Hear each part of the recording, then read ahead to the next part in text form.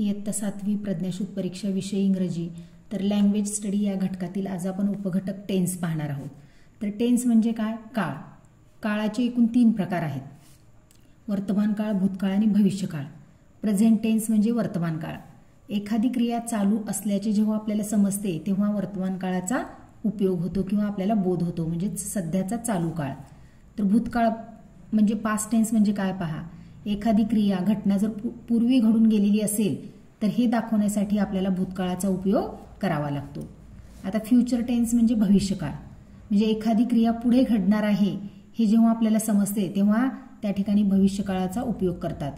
आणि आता या प्रत्येक काळाचे परत 4 उपप्रकार आहेत आणि त्यांची वाक्यरचना या ठिकाणी आपल्याला पुढे दिलेली आहे पहा, म्हणजे वाक्य कसं असायला पाहिजे।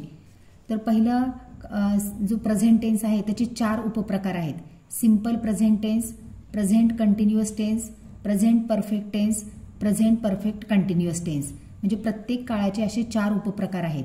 आता सिंपल प्रेझेंट टेन्स म्हणजे काय? साधा वर्तमान काळात।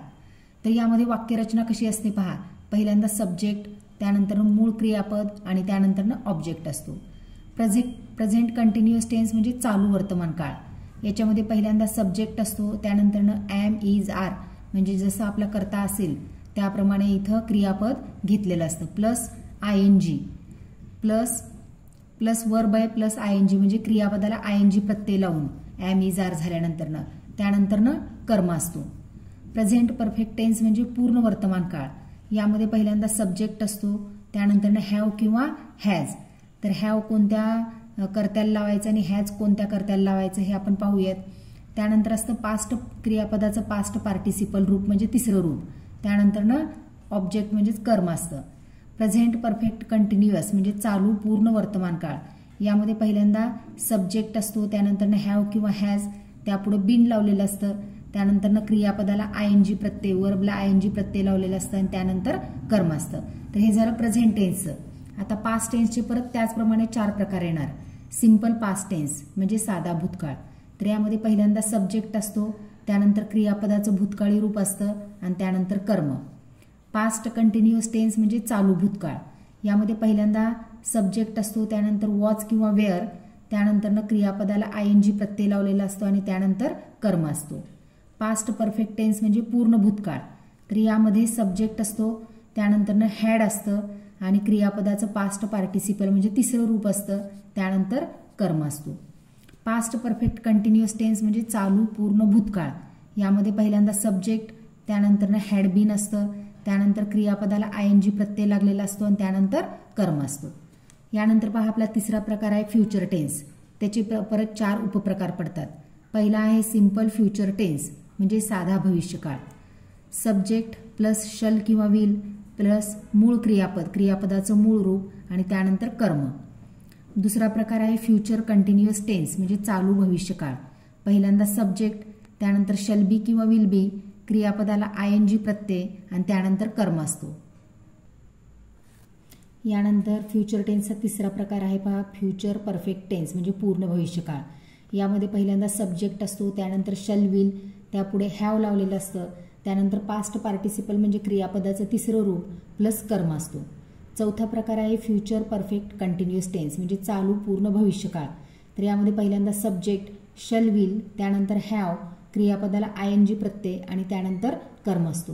तर विद्यार्थी मित्रांनो, या ठिकाणी हे जे आपण टेन्सचे 4 उपप्रकार आणि टेन्सचे 3 प्रकार पाहिले, यावर डिटेल आणि सविस्तर व्हिडिओ मी माझ्या यूट्यूब चॅनलवर अपलोड केलेले आहेत, त्याची लिंक मी तुम्हाला डिस्क्रिप्शन बॉक्समध्ये देते, म्हणजे ते व्हिडिओ पाहिलं की तुम्हाला प्रत्येक टेन्समधले वाक्य कसे असतात याची कल्पना येईल। यानंतर आपण काही सॅम्पल क्वेश्चन्स पाहूयात। पहिला प्रश्न पहा, identify tense, the cow is eating grass. तर या ठिकाणी पहा द काऊ, त्यानंतर इज आलेला आहे, क्रियापदाला आयएनजी प्रत्यय लागलेला आहे आणि त्यानंतर कर्म आहे, म्हणजे या ठिकाणी हा कोणता टेन्स आहे सांगा? प्रेझेंट टेन्स म्हणजेच काय? वर्तमान काळ आहे। पुढचा प्रश्न पहा, find out type of underlined word, I received your letter yesterday.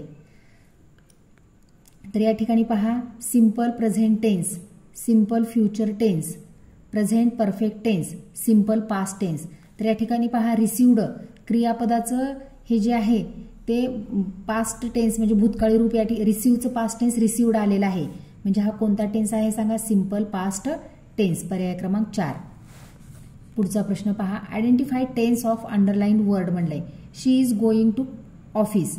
तर या ठिकाणी गोइंगच्या खाली अंडरलाईन केलेला आहे आणि या ठिकाणी पहा क्रियापदाला आयएनजी प्रत्यय लागलेला आहे आणि पर्याय पाहूयात, simple present tense, simple past tense, present continuous tense आणि पास्ट कंटिन्युअस टेन्स.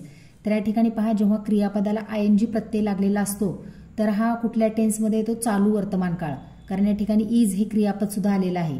तर आपलं पर्याय क्रमांक कोणतं येणार, प्रेझेंट कंटिन्युअस म्हणजे चालू वर्तमान काळ.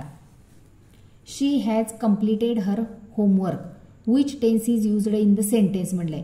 आता या ठिकाणी पहा कर्त्याच्या पुढे, सब्जेक्टच्या पुढे हॅज आलेला आहे, त्यानंतरनं कम्प्लिटेड पास्ट पार्टिसिपल म्हणजे क्रियापदाचं तिसरं रूप आलेलं आहे. तर या ठिकाणी पर्याय पहा, future tense, simple past tense, simple present tense आणि प्रेझेंट परफेक्ट टेन्स. तर या ठिकाणी आपण वर्तमान काळाचा चौथा प्रकार पाहिलेला आहे, प्रेझेंट परफेक्ट टेन्स. यामध्ये काय आहे ते सांगा, सब्जेक्ट, त्यानंतर हॅव किंवा हॅज, पास्ट पार्टिसिपल आणि कर्म आलेलं असतं. म्हणजे या ठिकाणी पर्याय क्रमांक 4 बरोबर आहे. Choose correct option. Radha dash कंसामध्ये ड्राईव्ह दिलेला आहे आपल्याला क्रियापद, to Pune last night to visit his father. Drives, will drive, drove आणि हॅज ड्रायव्हन.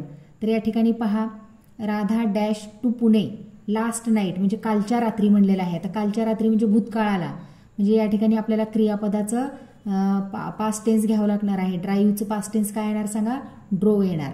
म्हणजे पर्याय क्रमांक 3 बरोबर आहे.